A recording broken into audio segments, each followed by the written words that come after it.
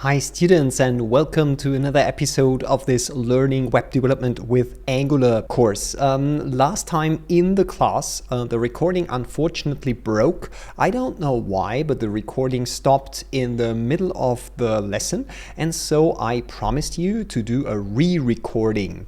It has been a while since I created a video for you in this course, because between our last video and this video, there was a lot of exercising going on. We did exercises for the exam, we did exercises for another exam and things like that. So it took a while, but now we are up into new territory, and I promised you that after our exams, our first exams, we will dive into the next topic in Angular, and that is accessing web APIs from Angular. So this is our first introduction topic into that area. Now let me talk a little bit about what I mean with web APIs. Regularly, typically in the good old times, website was built so that a server prepared all the view code, the HTML, the images, the CSS. Either the code was there statically built and it was just shipping static files to the client, and the client, the web browser, was a rather dumb thing, taking this code, taking these images and so on and rendering it on the screen. Over the times, many years ago, browsers became more and more intelligent as you know them right now. When browsers become more intelligent, they can execute logic. So the structure of web applications changed drastically as soon as browsers became able to run non-trivial code in the form of JavaScript. When that came, developers had the idea that they could build applications which they ship to the browser, and then this application is completely self-contained inside of the browser, and it can execute all the logic, maybe conditionally show and hide things on the screen, or even do complex calculations directly on the client. And the client will no longer fetch every HTML piece from the server. Instead, it will just go to the server and ask for data. And this data does not come in the form of HTML, but it comes in the form of JSON, the JavaScript Object Notation Protocol. Please Google this name, JSON, J-A-S-O-N, if you are not familiar with this protocol yet. I think you have covered it in other courses, and we did a quick recap in the last lesson, but it shouldn't be very hard to find a useful description of the JSON protocol on your own on the internet. Now, if we have a web server that understands this JSON protocol, we can suddenly, or we don't have to suddenly render HTML on the server, but we just send the raw data to the JavaScript running on the client, and the client can inspect this data and change the view accordingly. This is what we typically call a single-page app. So an app that is loaded onto the client, hopefully also cached on the client, so it is fast, it is responsive, it can even work in an offline manner, and it will just go to the server to fetch tiny little bits of data whenever it needs that. And this is the kind of application that we will take a look today, and in the courses that come in the next 2 or 3 weeks, something like this. Now the question is, where do we get web APIs for our course? Traditionally in the school, we work first on APIs, build APIs, and then we learn how to consume them in a JavaScript client in Angular, for instance. But this year I want to flip it. I want to flip it the other way around. Because currently in IT, in web development, what you see is that more and more developer teams are rethinking their approach. They are questioning their approach. Is it really necessary for every, for instance, database-oriented application that you have to build your own APIs? Isn't the user interface the thing that is really important for our customers? Aren't they paying for features in our great Angular or React or Svelte or whatever application that we build? Do they pay us for doing simple APIs that do create, read, update, delete on a certain database? A relational database or non-relational database? Not really. They are just they just want to have the features in the UI. And it so happens that in the last years, a lot of providers in the public internet, so-called database as a service providers, they offer us ready-made databases in the cloud, which are super powerful and super feature rich, and these databases immediately talk internet protocols, meaning Web API and JSON. A very popular one, we heard a lightning talk from one of the students last week, is Google Firebase, for instance. You have seen in the demonstration in our class how Firebase works. And if you follow this video not in my course, but online, and you are not familiar with Firebase, you should definitely take a look at it. But in this course, we are going to take a slightly simpler approach. We are going to take another service, but this is how we are going to approach the topic. We will use the database as a service provider and then take a look at the web APIs and try to build our first Angular applications on top of this database as a service. We call this approach UI first design of an app. UI first means we are not going to build our own API first and then think about the UI, but we place the UI, in our case the Angular UI, in the middle of our attention. And then later on in the second semester of this course, obviously we are going to learn how to build our own APIs, because that is important too. But currently we will focus on UI first development. With that, I would like to give you a quick introduction into the service that we are going to use. We are going to use a service which is called Airtable, and I opened the website here. Please, if you haven't done so, go to airtable.com and create a free account. Of course, there are accounts liable to costs too, but for this course, we can perfectly work with their free account. Now, what is this Airtable? This Airtable allows you to create databases. Inside of this database, you can create tables.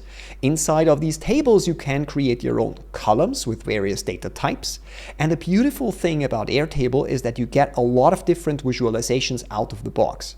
If you need a grid layout, you will get it for your tables. If you need a form layout to gather data from customers or partners, you will get a form layout. You can even do advanced layouts like charts and things like that, but this is not what we are so much interested in. What I am primarily interested in regarding this course is Airtable's capability to give you out of the box a great web API experience on top of their databases. So we can create the database with a few clicks. We can create we can create some tables there, and we can create some visualizations there, but still we get the web APIs too. And this is what we are going to take a look at. So once you created your Airtable free account, we will create a new database here. This is what we are going to do, and I will rename my database here, and that is, I will call it Angular NG Web API intro video. This is how I will call my database. And what color do I want to have today? I want to have a blue database today. Okay, that looks good. If you scroll up here and if you take a close look, you will see the database ID here. It's called app something. Please remember it. Later on, when we use the API, we will use this API, this database ID. Now here we have various tables. We can add more tables, as you can see here, but that is not our intention here. We would like to use just this table that was created for us. So first, let's rename this table. And what would I like to do? I would like to implement a to-do list. The mother of all demos, a to-do list, okay? And this to-do list database table has certain columns. As you can see, currently it contains a name column, but I don't like the name column. So let's quickly go to edit this field and we will change it to description. This is a single line of text. That is perfectly fine. Let's save that one.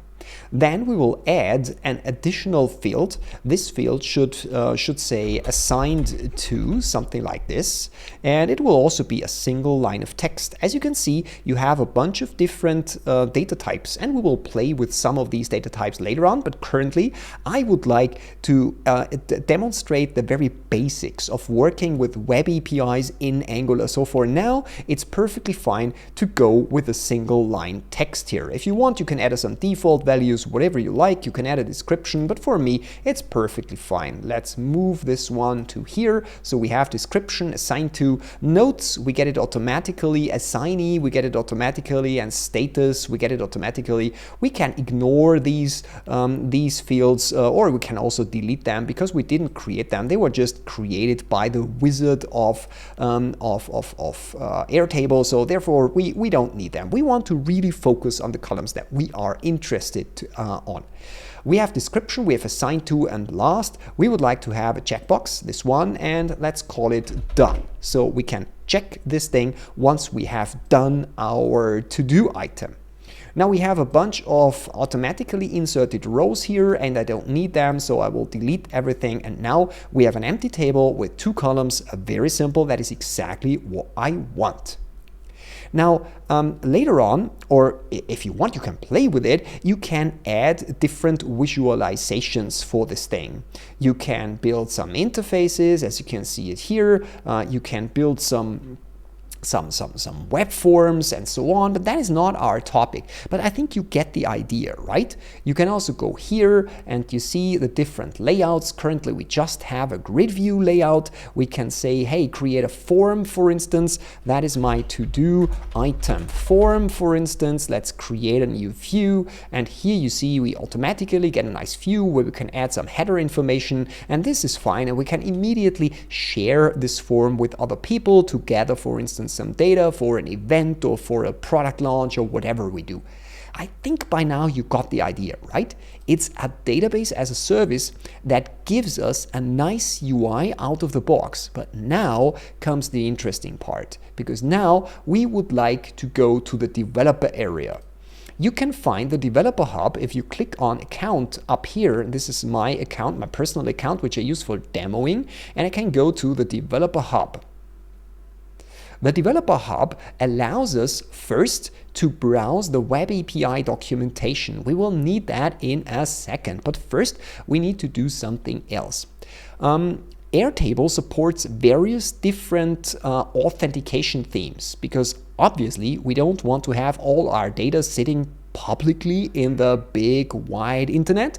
We would like to protect our precious data. We could do that with OAuth, but this is not a topic that I would like to start today. OAuth is a very important and powerful protocol, but it is too far for our current course state. Maybe we will touch OAuth in the second semester, or you will learn about OAuth in the next year, in the next class. For today, we would like to keep things really simple. So for that, we go for personal access tokens. Personal access tokens are simply secrets. They are shared secrets. You can take them, you can put them in your Angular application, and then you can directly access this database as a service. And now a word of warning. Never do that in real life, because if you put your personal access token in your Angular app, everybody can simply launch the debugger of the browser, take a look at the access token, and do whatever they want with your data. So this is not for real life development. Big exclamation mark here. This is for learning only. And please do not check in these personal access tokens in a public GitHub repository. Keep them safe or delete them after your experiments. In real life, we will need more advanced authentication mechanisms, but for now we are just learning and experimenting, okay? But take this away from this course. Here we are doing insecure things because we are not masters yet. We are not professionals yet. We are just in the process of learning.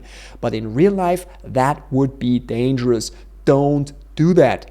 However, for learning, for running applications locally, for experimenting with it, for not sharing the personal access tokens with anybody else, it's perfectly fine. Good, let's do that. Let's create a personal access token. I will call it teaching.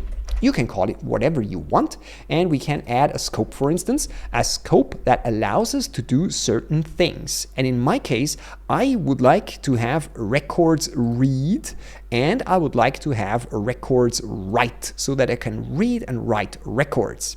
And then I can add certain permissions. And in my case, I will access the ng Web API intro video workspace. It's a kind of database selection. So this is the database that I would like to access through my personal access token, through my secret. So let's create the token. Here it is. Please copy this token. I will also do so and put it here in a safe place, Notepad. Don't try to take this token away from me. I will delete it after the video has been recorded, so it doesn't pay off to try it. And this is exactly the token that you have to keep secure. Don't bake it into your Angular app. Your Angular app is not a secure place for this token, okay? I told you that already. I don't need to repeat it again. Good. Now we have a personal access token. Here it is. And with this personal access token, we can now try to explore the API. Let's go to the Web API documentation and take a look at what we can do here. First, what I would like to do is I would like to add here in my database. Let's go back to Airtable here again. I forgot to add 1 or 2 demo data records. Let's do that. Maybe the description is, I don't know, watch a movie, and it is assigned to Rainer in this case, and it is not done because I can only watch the movie after this video has been recorded. And the second thing is I have to feed my cats. And this is also done by Rainer, and this has been done already, so I will just press done, and that is fine. So we now have 2 sample records, and that is perfectly fine. You can add your own records if you want. So now let's try and figure out whether we can list these records through the Web API. So go to list records here, and here you see what we need for that. We need some kind of client. At the end of the day, this will be our Angular application. Then we need a URL which identifies the table where we want to get data from, here in Airtable. This is the database ID. I told you where we see that. This was the app something in the URL. Then we have the table ID or name. This is the next thing that I would like to use. And then we also specify the authorization. And here you add your personal access token that you just created. And with that, we should get back a little bit of data. So let me see. Oh, I used a not very developer-friendly table name here. So I will remove the space here just to make sure that I can really easily specify the table name. I could use the table ID too, but let's use the table name for now. That is fine, okay? What you see here on the right-hand side, you see a client used that is called curl, C-U-R-L. It's built into most Linux systems, and variants are also available for Windows. I will show you first how this works with curl, and then I will show you clients which make it easier to work with APIs, just to try APIs, okay, before we go into the Angular part. But let's first try curl here. So here I have my Linux desktop, and I put it on the left-hand side and put the documentation here on the right-hand side. That is perfectly fine. Let's scroll here to the, come on, show me my, this is, I don't see the, oh, let's do it that way. Let's copy it. Let's get rid of it here, and let's paste it here. And with that, we can play a little bit around. So I see that is too long. Let me quickly restructure that one so we have it in a single line, and now everything should be okay. Good. First, we have to change this one here. Here we need our database ID. Let's go back to our UI and let's fetch the database ID. This is this one here, this app whatever. This is the name of the database. I will copy it here. Go to my shell again and paste it here. Next, we have the table name. Let's go back to the UI. Here we see the table name. It says to-do list. Let's try that one, to-do list, okay? Then we have our authorization header, and that's an important one. You have to understand that nowadays, most APIs work in that way that a HTTP header, you have learned about the HTTP protocol in other courses in this school, the HTTP header authorization is used to transfer some kind of token which allows you to read data. So it's kind of your key. It's your shared secret between the server offering the API and the client accessing the API, and they share the secret, and if both have the secret and both are fine with the secret, your API call should really work. So let's try that. Let's get rid of this your token, and here we will add our personal access token that we created a minute ago. And now you see why this personal access token is so important. If it gets into wrong hands, they can access your precious data, and that is absolutely not what we want to do, okay? But for now, it's just experimenting, and I know I should never put a token like that on video, but I will delete the token after the video recording, so nothing bad will have happened. So let's run this thing, and let's see what's going to happen, and woohoo! We have our data.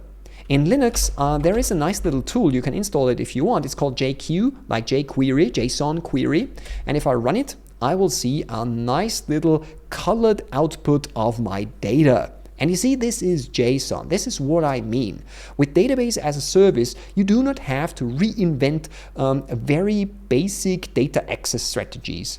It's very simple to access a database like that. You can get data, you can send data, you can delete data, you can update data, and a lot of other things. Read the documentation of Airtable to get a feel what a professional database as a service system allows you to do, or take a look at Google Firebase. I already mentioned it. So let's zoom in a little bit and let's take a look at how Firebase does that. The first thing that we see is that on the top level we have an object, and this object has a single property which says records. This is an array, so it seems like that we get all the records that we have inside of that array. And if you take a look at the data, that's obviously correct. We get two very special fields which are specific to Airtable. They give every record a primary key which starts with rec and then some whatever blah blah with numbers and digits and characters. Then we have a creation time. That's somewhat interesting. When was the record created? And then comes the payload. These are the fields that we created in Airtable. So it's perfectly fine to access this data in Angular. Now you have gotten a very quick intro into what we can do with Airtable, and we can do much more with this thing, but this course is not about Airtable. It's more to, this first demo was just to give you a feel what it means to use UI first development with a database as a service provided through the cloud. I told you that using these curl statements is possible, but maybe it's not the most convenient thing on earth. So for that, I'm going to spin up code, Visual Studio Code, directly here in my folder. Let me make this font a little larger, as you can see it here. And then I would like to point out two very important extensions here. The first one is the REST client. This one. I love this extension. It's downloaded very frequently. It contains a lot of stars, as you can see, and it allows us to conveniently add HTTP requests, Web API requests directly to a text file and add it to our application. It's super useful if you ask me. There are other clients, and I see one showing up here. For instance, the Thunder client. It's also free. It's also pretty popular, as you can see it here. The Thunder client is a more UI-oriented API client. So if you like to have a beautiful UI where you can click around and build your request, then Thunder client is exactly the tool that you would like to use. Try both of them. You can use this one or that one in my course, I don't care. There are other additional ones too, and I would like to tell you specifically about one which is called Postman. Here is Postman, Postman is also a UI-driven thing, and it's super powerful. I love to use it whenever I build professional tools.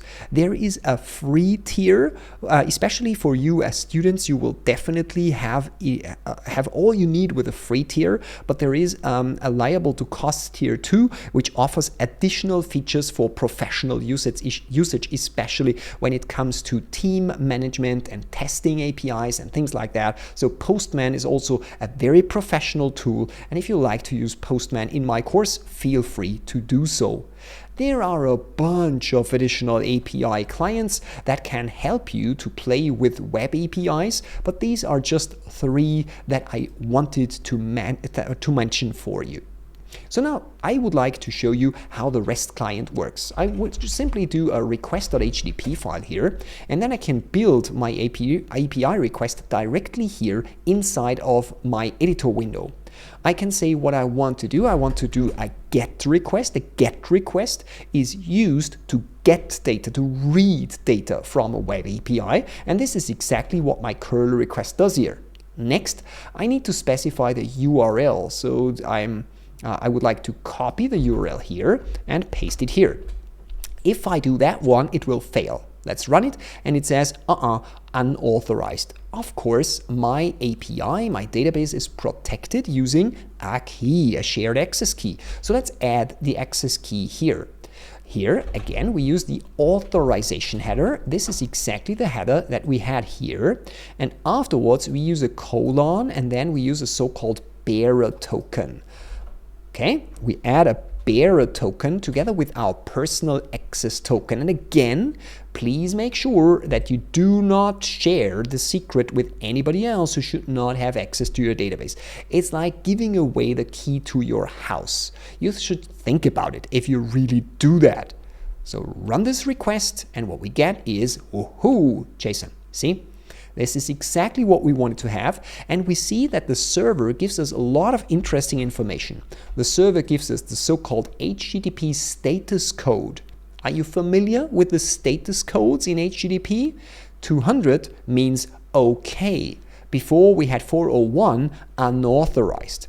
If you can't remember all these different status codes, there is a very famous website. It's called HTTP Status Cats, and I think by looking at these funny pictures here for all the different HTTP responses, as you can see, it's easy to remember this HTTP codes. I love this site. I'm a cat person, but of course, if you're a dog person, hey, there is an HTTP dog site too, so you can Google that on your own. I think you got the idea, right?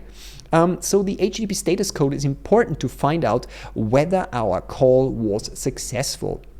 The second thing that is important for us is here the content type. This is sent back by the server. The server tells us which protocol was used to return the data. And in our case, this is JSON. Again, the JavaScript object notation. So our client knows that we have to expect these curly braces and these square brackets if we have an array and things like that. I think you get the idea by now, okay? So we were successful. We were able to get elements from the to-do list, and this is exactly what I wanted to show you from a web API standpoint. In the upcoming weeks, we will learn more about how we can add data using post requests, how we can delete data using delete requests, how we can update data using patch and put requests. That will be a story of the next few weeks. For now, it's perfectly fine to have just one request working for us. Now we would like to see how that works out in Angular. And for that, I'm going to create a new Angular app. I will create this Angular app directly here in this folder. For that, I will close up my Visual Studio Code here and work here and say I would like to do an ng new, and I will call it Airtable Viewer, something like this. Okay. Yes, I would like to have routing, I would like to have CSS, and the rest is done automatically for me. let's just wait for another few moments to install all our npm packages. So far in the course, you are very familiar with npm packages and what's going on here. So yeah, we just have to wait for a moment. The npm packages were successfully installed, so we are ready to go. Let's go into our Airtable viewer, as you can see here, and let's fire up Visual Studio Code with our Angular application. Here it is. Here is our Angular app. Let's do some basic housekeeping. Let's go into source and app, and let's get rid of all this marketing blah blah here. Let's get rid of that one. Maybe do a nice little header here, and that says it's our Airtable viewer, so that we know what we are currently working on. And with that, I think we can add our first component, which should display some data here, okay? So let's do an ng generate component, That will be our to-do list. We can skip the tests because we are not focusing on tests now. Yes, we share, and that is fine. I can also delete this spec file here because we're not talking about specs here. We're not talking about tests. We did that before, so that was covered already. Maybe we'll talk in the upcoming weeks how we can do testing of such components that access web APIs, but for now, we don't care about tests. Now here we have our component, and to make sure that everything works properly, we will immediately start our app, npm start. That will give us, as you all know by now, our Angular development server, and with that we should be able to see our app on the screen. So let's wait a few moments until Angular has finished creating our application bundle. It's already done, and we can open up the port 4200. Here is the browser. It says Airtable viewer. That's perfectly fine. Now we can keep that one open and make sure that our to-do list is visible. So let's add the to-do list in our routes. Nothing is as easy as that.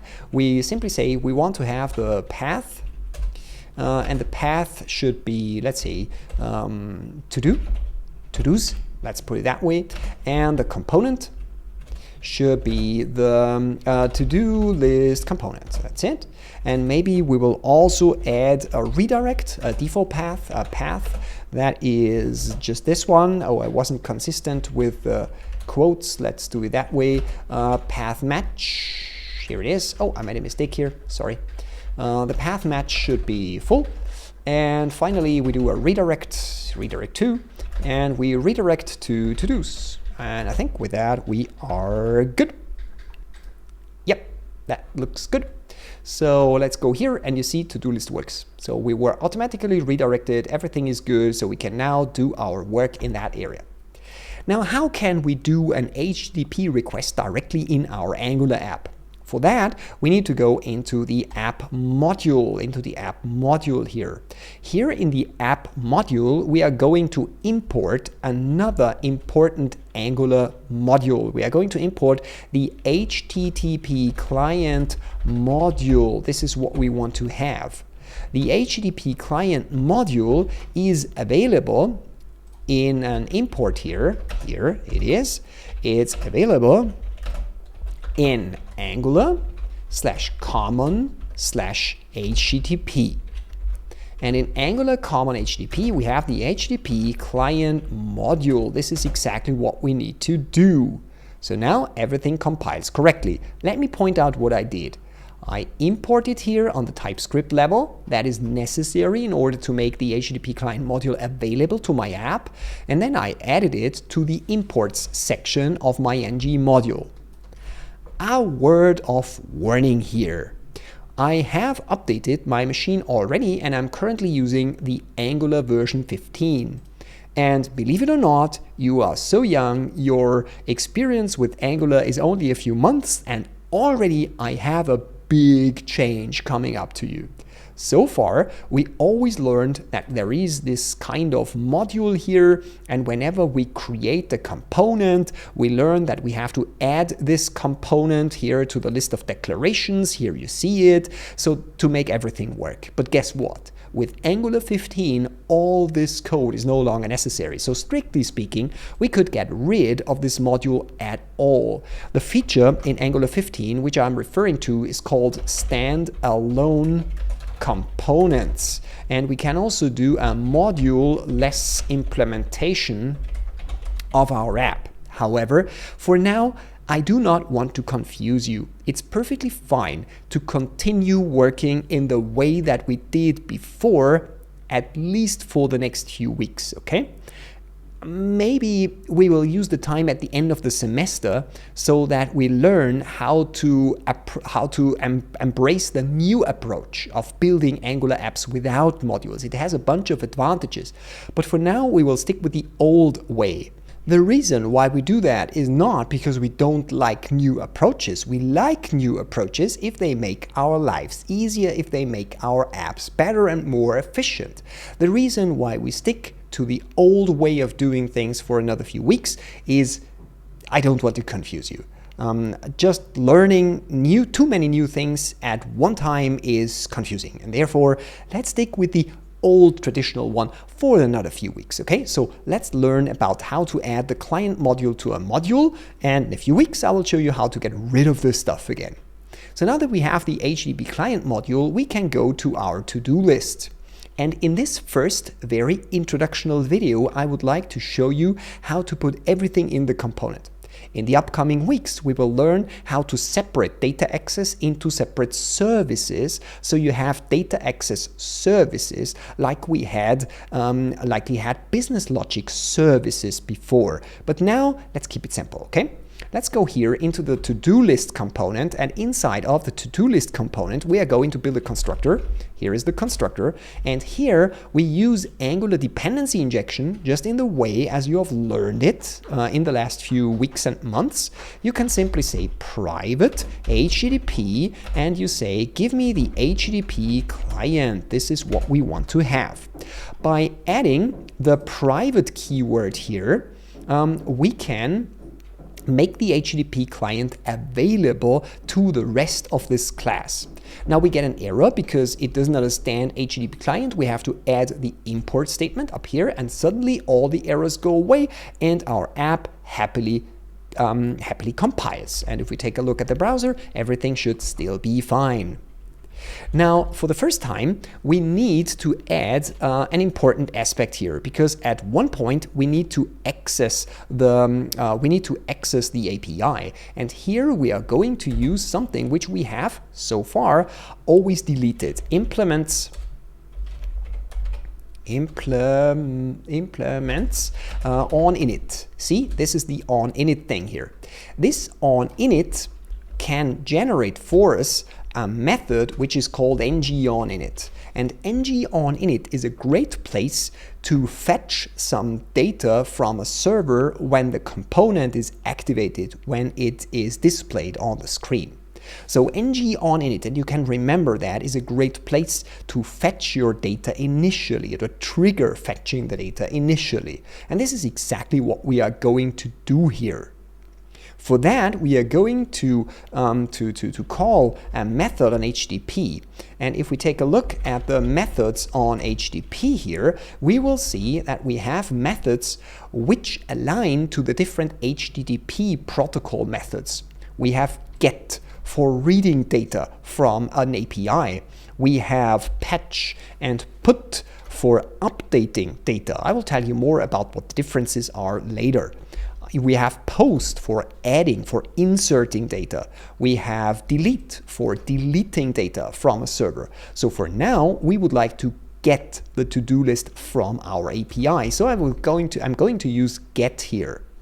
Now we could immediately write the URL and add the headers, something like this, but I don't want to do that because Angular is written in TypeScript, and therefore it's really important to have a data type that represents the data structure which comes from the client. Let me show you what I mean. I will go back to my terminal here and I will rerun this curl statement again. If you take a look at this nice little JSON here, what you see is that we have some data structure here. Every record has an ID and a created time. Every record has a fields object. In this fields object, every record has a description and assigned to, done, and I think you get the idea by now. And in Angular, we want to have these fields, these data types, these data structures available as TypeScript data structures. Now we could come up with our own data structures, but I would like to introduce a tool to you which comes in very handy when you work with such APIs, a so-called code generator for TypeScript data structures. Let me show you how that works. I will start a browser here, a brand new browser, and what I'm going to Google for is JSON to TypeScript. This is what I'm going to look for. And as you can see, there are a bunch of different tools which allow you to paste in JSON, and what you will get is you will get back some TypeScript. So let's try some of them. Let's try the first one here, JSON to TypeScript. I can take the thing that Airtable gave me, and on the right hand side you immediately see the TypeScript code. Isn't that great? We don't need to come up with the necessary interfaces on our own. It's automatically generated from the sample data that we give it. Or let's take the second one. This one does essentially exactly the same. I paste in the data, I click on generate TypeScript, and I see the interfaces. Try the rest of these generators on your own and pick the one that you like most. I will just take the one that we tried first. So I will copy this code, and I can now go back to my Angular application and paste in exactly that code. Let's do that. Here we are in TypeScript, and I can create maybe a separate file. I will put this file here in the root, in the source app folder. Oops, that's the wrong one here. I will put it here, and I will call it maybe modal.ts, something like this. And in modal.ts, I put all the export interfaces. Let's take the JSON here on the side and compare it again. You see, we have a root interface which corresponds to this very object. Inside of the root, we have an array of records. This is exactly that array. So here we have the records. Then we have a single record, and this single record now represents exactly that data structure here. Inside of this record data, we have the fields data structure. You see that here. And here we now have the fields, and this is now exactly what we see here. We have the description, the assigned to, the Boolean, and so on. The Boolean is an optional field because down here, we don't have the done, and the code generator automatically recognized that done was only available in one record, so it made this done field optional. Very smart, isn't it? So we can immediately use this data type. We can use this data type directly here in the get method, and we can tell Angular the data type which you get back, and that will be root. That is exactly the root thing that we had in our modal, you see? This one. Now, let's specify the URL, and for that I can open up a file, and I will look for it because I have it here in my requests file, and I can take this URL, see it here, and I can put it into my to-do list just here, and I'm perfectly fine with it. It will not work yet, because what are we missing? Correct, authentication. But hey, let's try it without authentication. We should at least see a web request going on, right? Well, no, we don't see a web request going on. I will show you exactly why, okay? So let's save that. Let's go into our browser, and you see it still says to-do list works. Let's take a look here in our debugger. We can go to network, and here we say, please give me all the so-called XHR requests. This is short for XML HTTP request. That's an old term. Essentially, it means give me all the web API requests. And if I run this again, you will see here in the network section that nothing happens, right? Something broke here, so let me run it again, and you see no API requests, nothing. Now, what's the problem here? The problem is that these HTTP requests they work asynchronously. What does that mean? The Angular system will not send an HTTP request if nobody is interested in the response. Now, how can we get the response? We can get the response by providing a call to the subscribe method. Inside of the subscribe method, we can register a callback function, a function that will be called once the API was done.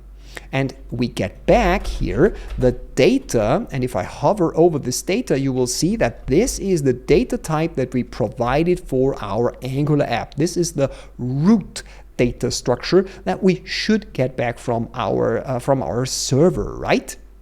And now we can do something.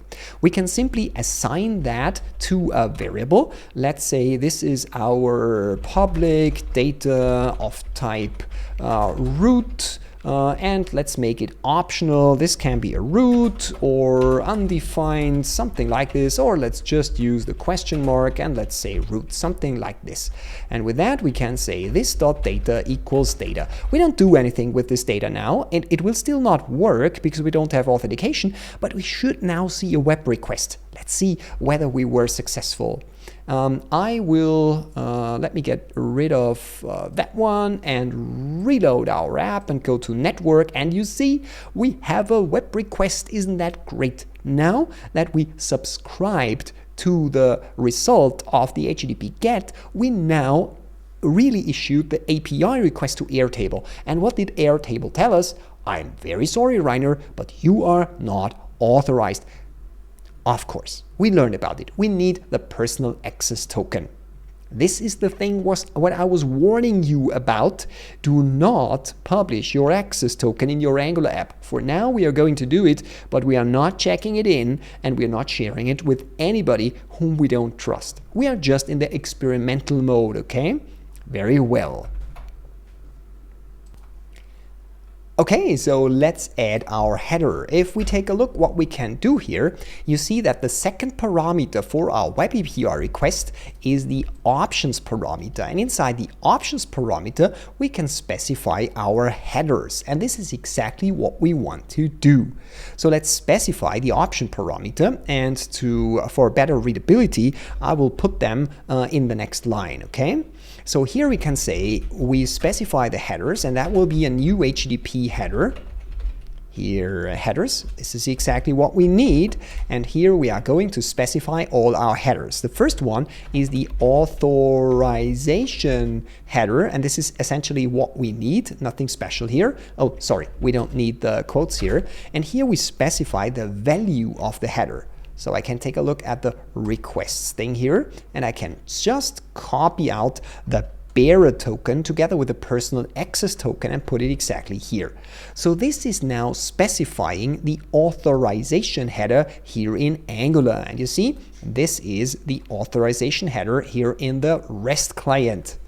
That should make our app definitely better. So let's see if it really works. I refresh it again. Oh, let me clean it so you see it quite obviously that now our to-do list call is successful. You see, HTTP request 200, perfectly fine response, very nice. We see our data, we see our description, feed the cats and so on. So it looks really nice.